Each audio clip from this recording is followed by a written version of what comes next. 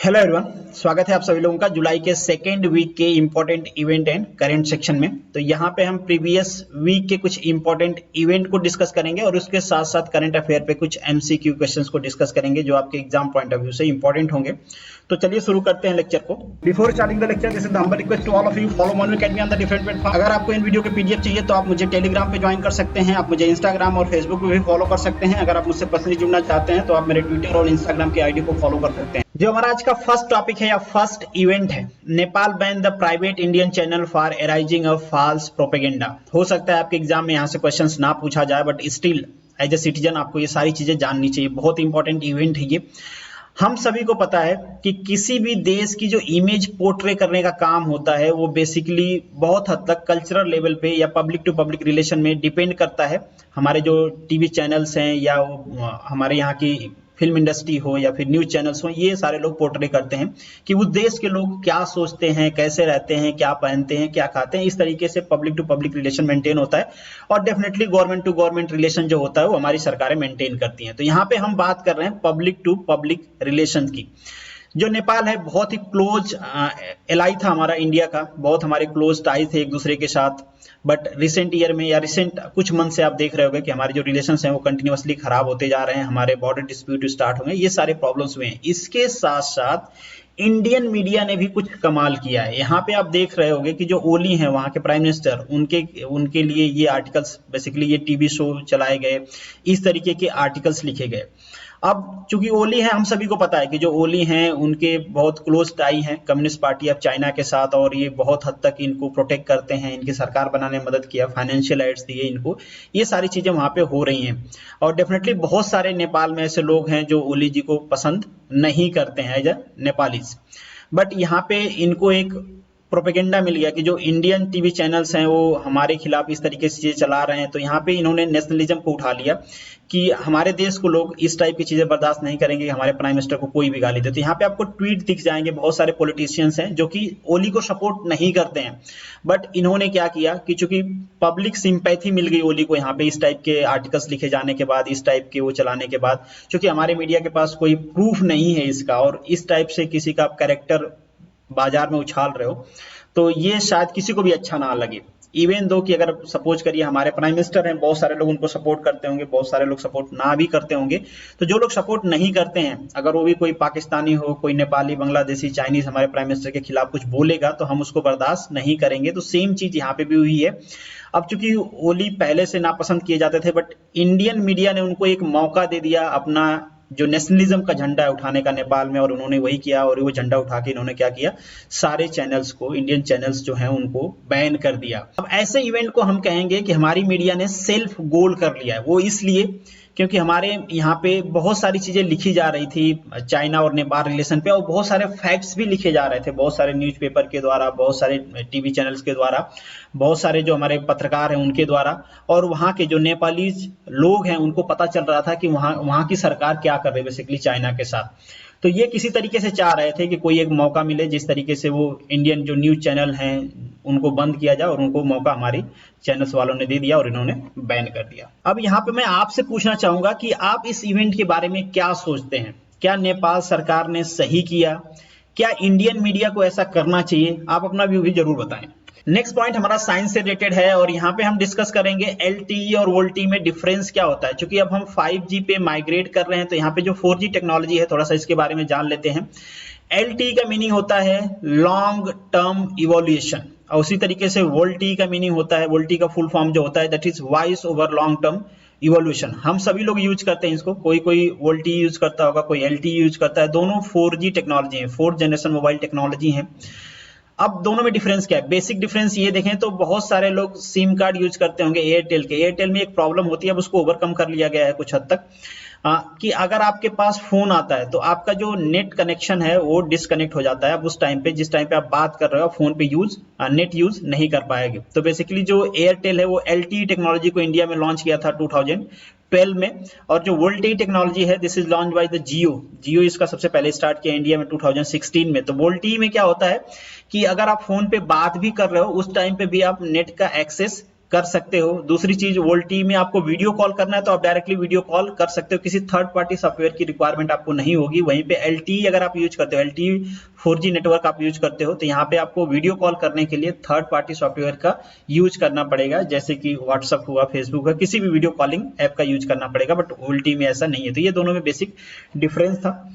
Next जो हमारा point है that is Rewa Asia largest solar power plant. तो हम सभी को पता होगा, आप न्यूज फॉलो कर रहे होंगे कि जो रीवा है मध्य प्रदेश में, वहां पे 750 मेगावाट का एक सोलर पावर प्लांट लगाया जा रहा है। बेसिकली पावर प्लांट लगाने का काम कर रही है रेवा अल्ट्रा मेगा सोलर लिमिटेड। ये एक तरह की ज्वाइंट वेंचर कंपनी है इन दो कंपनीज का, मध्य प्रदेश आप ऊर्जा विकास निगम लिमिटेड एंड दूसरा solar energy of corporation of India. तो इन कंपनीज का नाम रख लेना, याद रख लेना आप, और इसका नाम इंपॉर्टेंट है, आप याद रख लेना। और टोटल कैपेसिटी कितनी है इसकी, ये आप ध्यान रखना। बेसिकली ये कितना एरिया में एक्सप्रेड है, तो 1500 हेक्टेयर में ये पूरा फैला हुआ है। ये जो पूरी यूनिट है 3 सेक्टर में डिवाइड है बेसिकली, और जो ईच सेक्टर है that will produce the 250 megawatt. ठीक है, ये कैपेसिटी है उनकी, और ये ईच सेक्टर को 500 हेक्टेयर में बनाया गया है। तो ये कितना हो गया, 1500। नेक्स्ट जो आपका पॉइंट है, Indian GDP to contract by the 3% of financial year 21। ये किसने कहा भाई, ये कहा है बेसिकली बैंक ऑफ अमेरिका ने। बैंक ऑफ अमेरिका ने कहा है कि जो इंडियन जीडीपी है वो कॉन्ट्रैक्ट हो जाएगी, एक्सप्रेड होने के बजाय। जीडीपी बढ़ने के बजाय इंडियन जीडीपी क्या होगी, घटने वाली है 3% से। और बहुत सारे एजेंसीज हैं जो कह रही हैं कि हमारी नेगेटिव ग्रोथ होने वाली है, मतलब हम कॉन्ट्रैक्ट होंगे, बढ़ने के बजाय हमारी इकोनॉमी घटेगी 7% से। तो एक तरह का ये आप कह सकते हो फाइनेंशियल क्राइसिस की वजह से हो रहा है। बहुत दिनों से लॉकडाउन चल रहा था, शटडाउन हो गया था कोविड-19 की वजह से। तो इस वजह से जो इंडियन इकोनॉमी है वो और क्राइसिस में जा रही है। और आपको पता है पिछले कुछ सालों से हम क्राइसिस में जा रहे थे। हमारी ग्रोथ रेट जो कंटिन्यूअसली डिक्रीज हो रही थी, जो कि आप कह सकते हो 7-8% से अब 5% के आसपास हम आ गए थे, और ये कोविड होने के बाद अब हम और थोड़ा सा डिक्रीज करेंगे। अब इसका नुकसान क्या है, मान लीजिए कोई बैंक है जिसने इस तरीके की रेटिंग दी है या फिर इस तरीके का प्रेडिक्शन दिया है, इसका नुकसान क्या होता है। अब चूंकि बैंक ऑफ अमेरिका है, ये एक तरह का अमेरिकन बैंक है मल्टीनेशनल, जो इन्वेस्टमेंट प्रोवाइड कराता है।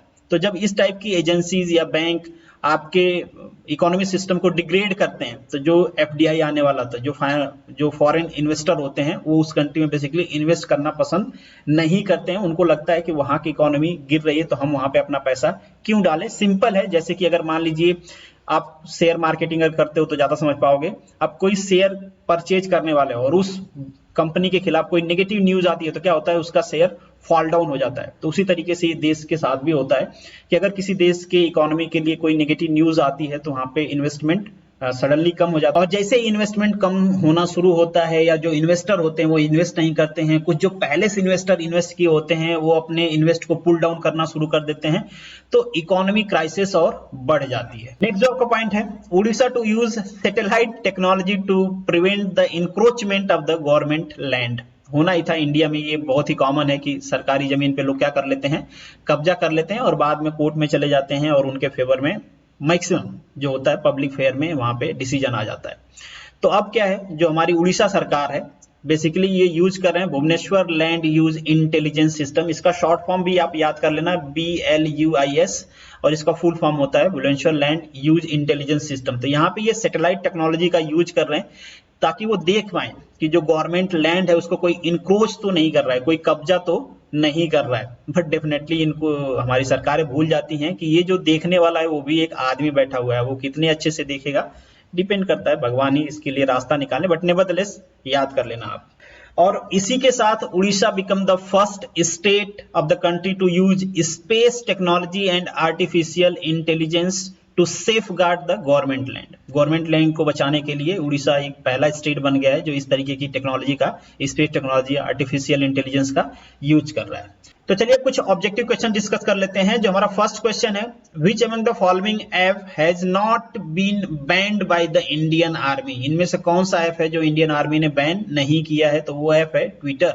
बाकी ये सारे ऐप को इंडियन आर्मी ने बैन कर दिया है। अब इंडियन आर्मी के जो पर्सनल्स हैं वो लोग फेसबुक यूज नहीं कर सकते। टोटल 89 ऐप को बैन किया इंडियन आर्मी ने। क्यों बैन किया है, इनको शक था कि यहाँ से हमारी जो क्रूशियल इंफॉर्मेशन है वो लीक हो सकती है। तो to curtail the leakage of information Indian army ने ये स्टेप लिए हैं। तो यहाँ का जो आपका ऑप्शन है ट्विटर को बैन नहीं किया गया है, बाकी फेसबुक को भी बैन कर दिया गया है। यहाँ पे कुछ के नाम लिखे गए हैं, इसके अलावा बहुत सारे ऐप्स हैं जिनको बैन कर दिया गया है। नेक्स्ट जो क्वेश्चन है, which state launch the waiver सम्मान योजना? बेसिकली कर्नाटका यहाँ पे आंसर होगा आपका। कर्नाटका के चीफ मिनिस्टर हैं BS येदियुरप्पा, इन्होंने ये लॉन्च किया है वेवर सम्मान योजना। और इस योजना के तहत जो सरकार है वहां की फाइनेंशियल असिस्टेंट प्रोवाइड कराएगी bye the direct benefit transfer. आपके अकाउंट में पैसा ट्रांसफर किया जाएगा डायरेक्टली। इसके लिए जो पैसे रखे गए हैं दैट इज 2000 करोड़ रुपीज। कितने लोगों को? तो 197400 जो हैंडलूम्स ओनर्स हैं उनको ये बेनिफिट्स प्रोवाइड की जाएगी by the direct benefit transfer. Next जो आपका क्वेश्चन है, a suspect of the case of bubonic plague has been detected in which nation? आप सभी को पता होगा कि ये चाइना ही होगा ना।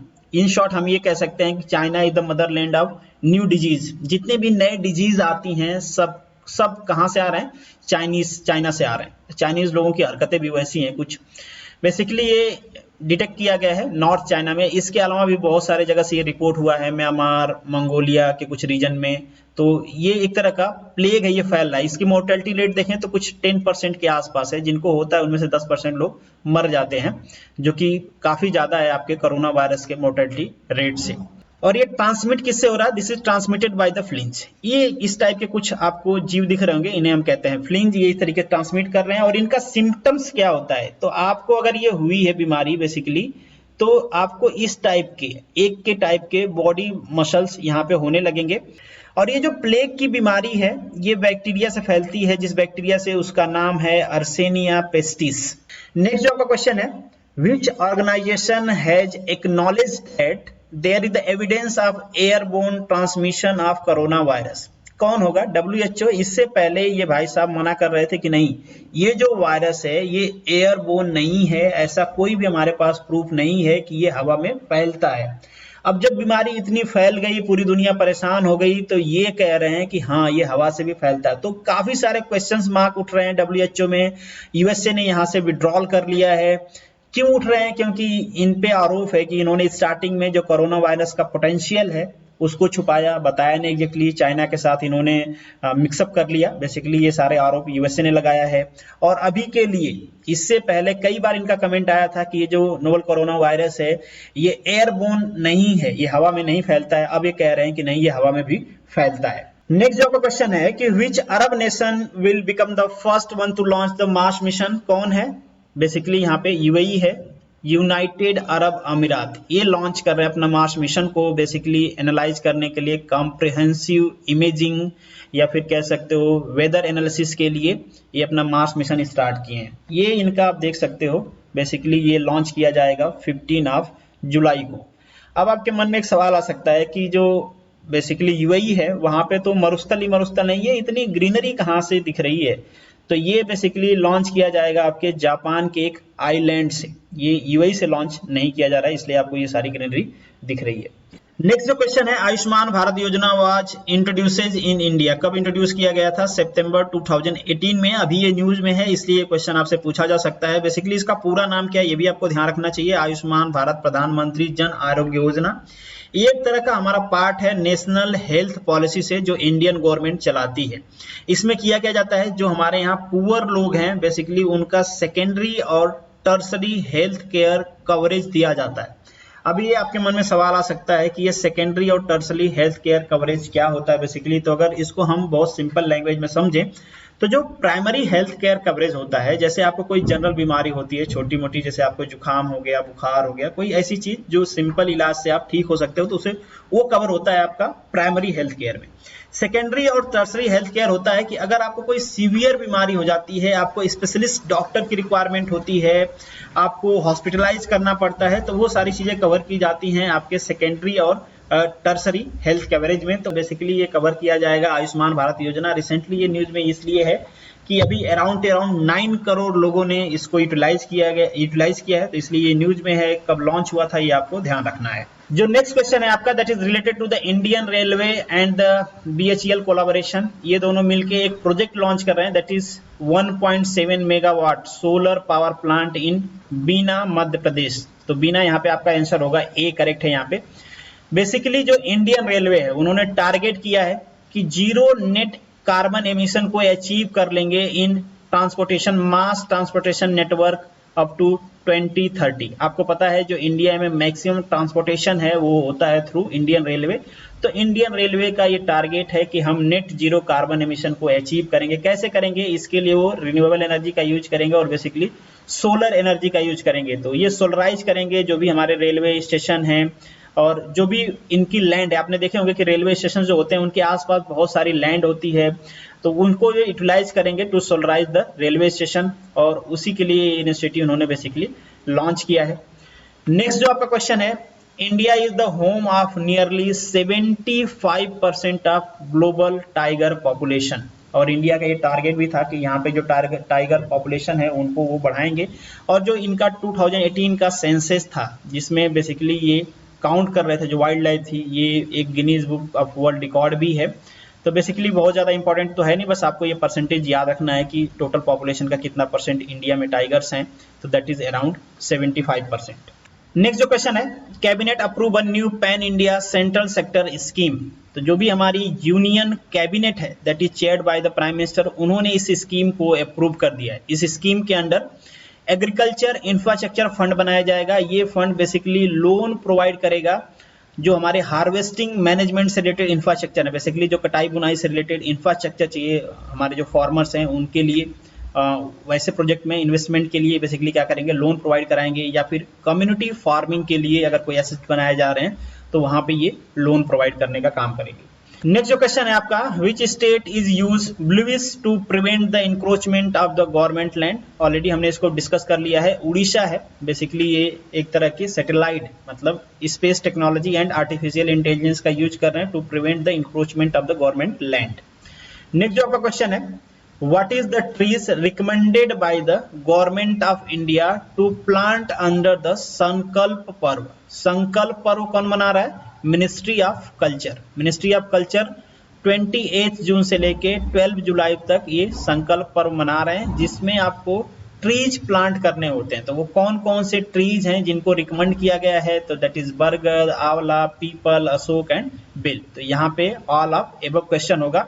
बेसिकली ये कहा जाता है कि ये जो ट्रीज हैं सारे ये मेडिकल प्लांट्स हैं, तो इनके एडवांटेज होते हैं क्योंकि इनको आप मेडिसिन में भी यूज कर सकते हो। बाकी सारे जो ट्रीज के एडवांटेज होते हैं वो सारी चीजें आपको पता है। तो this is the end of this video. Thank you so much for watching this. मिलेंगे नेक्स्ट वीडियो में, तब तक के लिए all the best, good luck.